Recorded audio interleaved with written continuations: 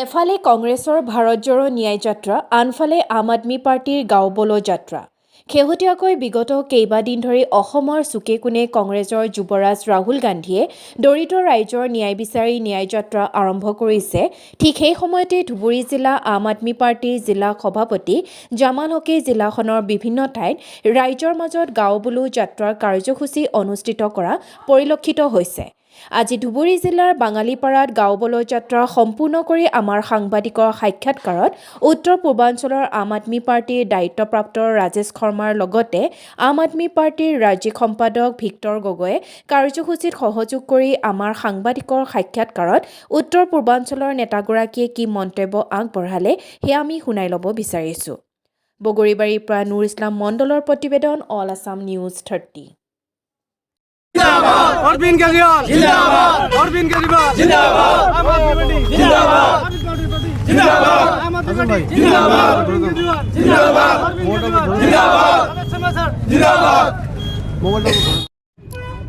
Sir की कार्यसूची आम आदमी पार्टी की गांव यात्रा पूरे राज्य में चल रही है और इसी क्रम में हमारे कोकराझार में कल गांव यात्रा थी। आज हम लोग धुबरी में हैं, तो धुबरी में भी हमारी गांव यात्रा होगी।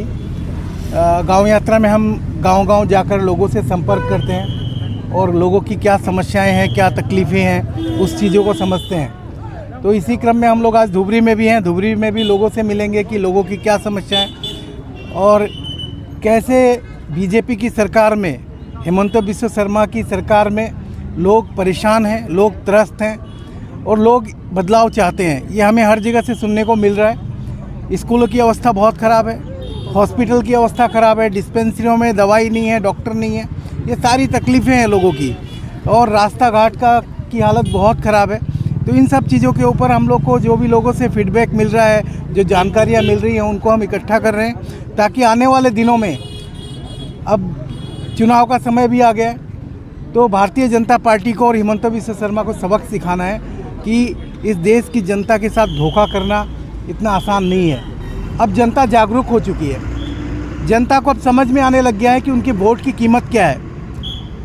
वो लोग जब देखते हैं कि दिल्ली में अरविंद केजरीवाल जी की सरकार, आम आदमी पार्टी की सरकार 10 साल में कितनी प्रगति कर सकती है, स्कूलों की हालत वर्ल्ड क्लास कर दिया, हॉस्पिटल ठीक कर दिए, मोहल्ला क्लिनिक बना दिए, लोगों को फ्री में बिजली दे रहे हैं, फ्री में पानी दे रहे हैं, महिलाओं के लिए बस यात्रा फ्री है, तीर्थ यात्रा फ्री है।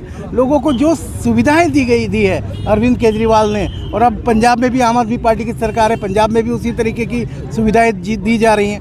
तो लोगों को समझ में आ रहा है कि अगर दिल्ली और पंजाब में हो सकता है तो असम में क्यों नहीं हो सकता। असम में जो हालत आज से 10 साल पहले थी, आज भी वही हालत है। तो इसको बदलने की ज़रूरत है और लोग जागरूक हो चुके हैं, उसके लिए तैयार हैं। तो हमें बिल्कुल आशा है कि आने वाले दिनों में असम भी बदलाव देखेगा, धुबरी भी बदलाव देखेगा। धुबरी में सालों साल से एक व्यक्ति है जो एमपी है, लेकिन वो कहीं ना कहीं ऐसा लगता है, ऐसा प्रतीत होता है, जो मैं यहाँ लोगों से बात करता हूँ तो जो समझ में आता है कि भारतीय जनता पार्टी और AIUDF दोनों एक ही सिक्के के दो पहलू हैं।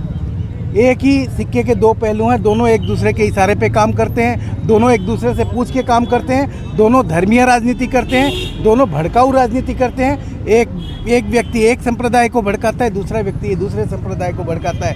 इस तरीके की राजनीति से देश की जनता का नुकसान होता है। हमें देश की प्रगति की चिंता करनी है, हमें लोगों को लड़ाना नहीं है, लोगों को प्यार और सद्भाव से रखना है, लोगों को आगे बढ़ाना है, लोगों को सुविधाएं देनी है, अच्छे स्कूल बनाने हैं, अच्छे हॉस्पिटल बनाने हैं, अच्छी सड़कें बनानी है, लोग शांति से अपना जीवन जी सके, ऐसा माहौल देना है देश को।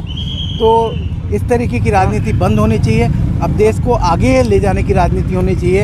अरविंद केजरीवाल जी ने संकल्प लिया है कि देश को विश्व के नंबर 1 देश बनाना है, विश्व में नंबर 1 देश भारत को बनाना है। हम लोग उसी के लिए काम कर रहे हैं। आज गांव-गांव जाके हम लोग गांव जब तक हमारे सबल नहीं होंगे, गांव मजबूत नहीं होंगे, तब तक हमारा देश भी सबल नहीं होगा।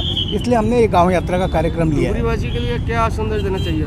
धुबरी वासियों के लिए मेरा एक ही संदेश है कि सिर्फ आवेग में वोट नहीं देना है। वोट देते वक्त आपको ये विचार करना है कि जिस व्यक्ति को आप वोट दे रहे हो, उन्होंने पिछले 10 साल में क्या काम किया आपके लिए, और आने वाले दिनों में क्या बदलाव लाने की ज़रूरत है या नहीं। देश जिस तरीके से आगे बढ़ रहा है, दूसरे राज्य जिस तरीके से आगे बढ़ रहे हैं, क्या असम को वैसे आगे नहीं बढ़ना चाहिए?